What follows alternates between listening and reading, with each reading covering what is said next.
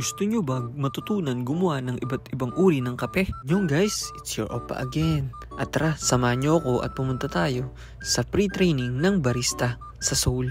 Kaja? Sabi ko pala guys ng pre-training kasi maraming training dito sa South Korea na libre. Kung nasa South Korea ka at wala kang ginagawa ng Sabado-Linggo, ay pumunta ka na sa mga pre-training. Tara na guys! Dito pala ako nakapag-register guys sa may Omugyo, sa may Yangchon Migrant Center. Dito rin yan sa Seoul. Yan, Line 5, Violet Line. Every Sunday pala ang training ko guys. Marami rin iba't iba pang mga training pero isa lang yung kinuha ko, yung barista lang. Kasi gusto ko rin na makapagsimba kapag linggo. Kaya hindi ko na kinuha yung iba. Pwede ka kasi mag-training ng 2 or 3.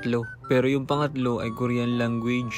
Papayag sila ng ganong set. Tapos guys, mag-exit tayo sa exit 5. Pag labas pala natin sa exit 5 guys, maglalakad pa tayo ng mga 5 to 10 minutes kasi medyo lakarin pa rin hanggang dun sa may Migrant Center. Yan guys, nakalabas na nga tayo. Tapos dito, kakanan lang tayo guys. Yan, makikita nyo itong building na orange. Tapos kakanan tayo rito.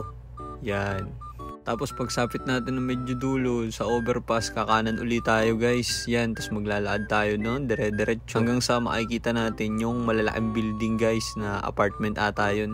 Tapos pagka inabot natin yun, tsaka yung Paris Baguette, kakaliwa tayo. Yan guys, pagkaliwa natin, makikita natin yun sa may dulong-dulo, yun sa overpass kanina. Yun, yung pinakadulo niyan, yan, nandiyan na yung Migrant Center. Yangchon Migrant Center. Yan, sa Seoul nga pala to guys. Kung gusto nyo naman malaman yung information nila guys, yung about sa direction papunta rito at yung mga pre-training na binibigay nila, i-like nyo lang yung Facebook page nila, Yangchon Global Migrant Center. At yun na nga guys, nasa loob na nga ako.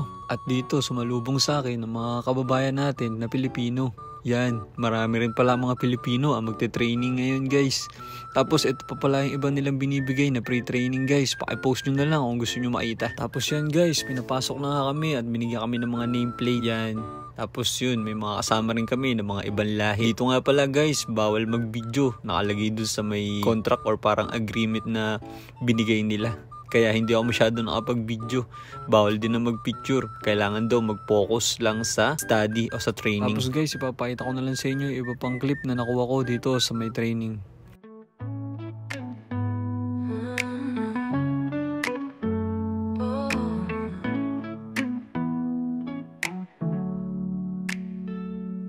Ice and coffee in my hand, the coolness and the warmth blend.